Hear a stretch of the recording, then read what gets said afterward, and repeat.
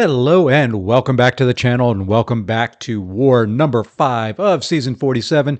This time around we are taking on the Matrix. This is going to be a fairly quick war. Once again, just 4 fights. I am bringing in the team of Magneto House of X, Human Torch, and Apocalypse. I'm going to be on Path 7 again. Something that you should be pretty used to seeing me take now. I do have, I think, the only ascended Apocalypse in our battle group. So really going to be using him for 3 of the fights, using Human Torch for 1. And then, Magneto House of X is just in there for some pre-fights. I do throw the pre-fight on for this fight so I can get in reliable parries. And, getting better with my use of APOC and taking some of the fights.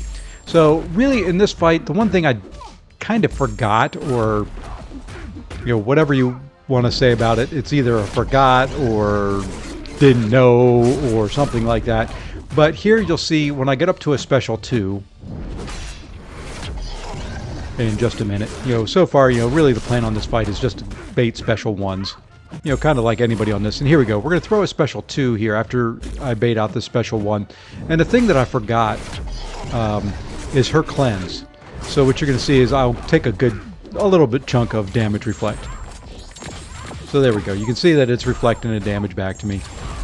A pain, do have to heal up, but, saw it right away after that and said, oh, no, just no more specials. Won't let her use her cleanse. Just going to keep baiting out special 1s. Be nice and safe here.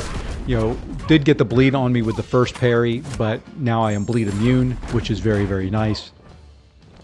I almost thought about turning on half recoils for the other fights, but plan on throwing a few specials in the other ones and didn't really want to take the extra little bit of recoil damage on it and have to heal those up.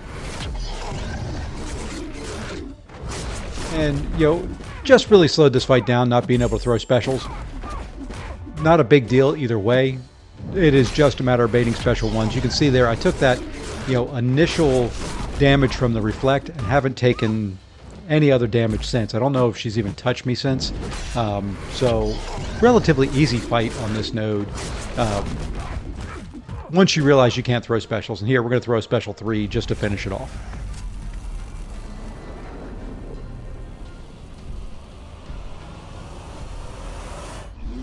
And a big old foot to stomp her down, and Chee'ilth is done. Now we're going to jump ahead here to the next fight, and this is going to be Human Torch versus Dragonman. And unlike the last war where I was using OG Vision on this node against Wiccan, I am not going to knock Dragonman down. I'm going to flame on. You'll see here that I'll turn it on. I back out just to make sure that I see the flame on pre-fight on there. Come back in, check, just to make sure once again that flame on is on there. And now we're going to jump into the fight.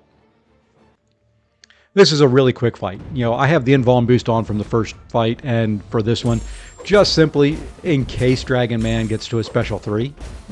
There are times where he won't throw a special, but you can see, I've got, up to 10, 8, somewhere in that range, charges on him, and really just going to try and bait a special 1.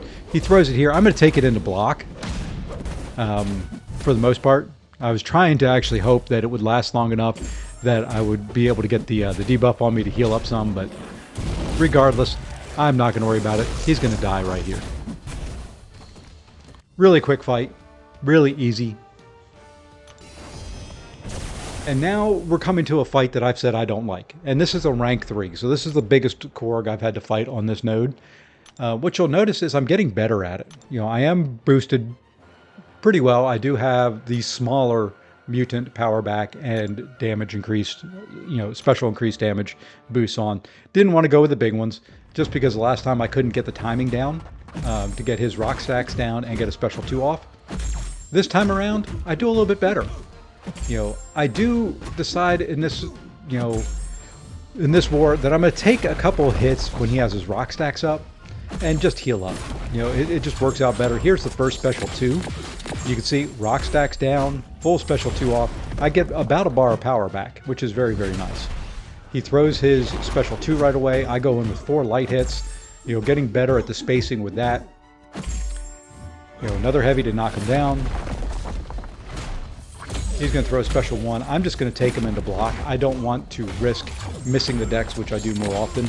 And here's another special 2. We get the majority of it off before the rock stacks are up. So do take a little bit of, you know, the thorns damage there.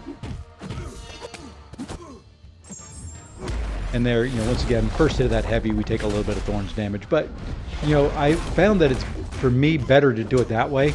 And here I wanted to go ahead and throw a special 1 with a medium ender to get the poison on there to lower his healing a little bit. Once again, just doing what I can to speed it up. Here, I should have heavied. You know, that was kind of my fault. I kind of got caught in between. I should have heavied to keep the degen going. But instead I threw a special 1, and then we're just going to rinse with another special 1. Get him up over a special 2. We're going to get hit by that. You know, fortunately we already had the bleed protection up, so we didn't have to worry about the bleed there. And it just kind of extended the fight a little bit. Here we go. We're going to throw another special 1. And that's going to finish him off. And the last fight up, you've seen me take, if memory serves, maybe 5 times already this season. You know, it's going to be against Kingpin on, you know, a relatively simple fight for APOC. You know, there's really not a whole lot to this one for me. This is just a matter of making sure that he throws special 1s. You know, I could probably go in unboosted. It would just take longer. Not really a big threat in this fight unless he doesn't throw specials.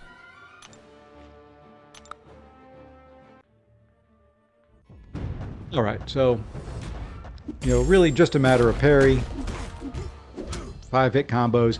Gonna bait specials early. You'll see here I don't do a full combo there just so I can make sure that he's got plenty of bar power. I do that just in case he backs me into a corner and I need to hit my way out.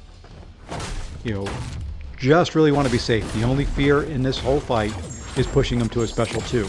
And you can see there, I threw that special 2 really early. Last war I got real close to pushing him to 2 bars of power, so kind of learned that lesson. And, you know, he is throwing, right now at least, throwing specials fairly quickly.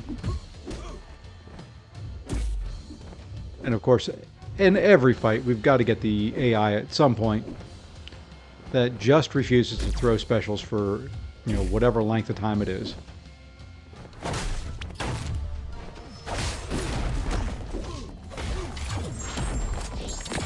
And yet another special 2. We get a little bit over a bar of power back. We get him to throw a special right away. And now we're just going to do a couple hits here into a special 1. Get some more debuffs going on him. Almost finish him off. And here I was in between thoughts. You know, do I just parry and finish him off? Do I bait the special 1? The debuffs are going. Just let me parry and finish him. And there we go. So that finishes up that fight, and that finishes up the war for me in this one. And with that, you know, we do end up winning this war against the Matrix. It does push me up to a record of 23 kills, 1 death, and 4 Loki is now 5-0. So I do greatly appreciate you watching this. Appreciate any likes and subs that you can throw in there. It does help the channel. It does help me out. And as with all the other wars, coming up are the wars fights from my free-to-play account. Feel free to watch. It is Path 6. I did this live on a live stream, but it's Path 6. I do take 2 minis. There is a death in there that just probably shouldn't have been. I just didn't play a fight very well. But feel free to watch these if you like, and I greatly appreciate it. And until the next one, take care all.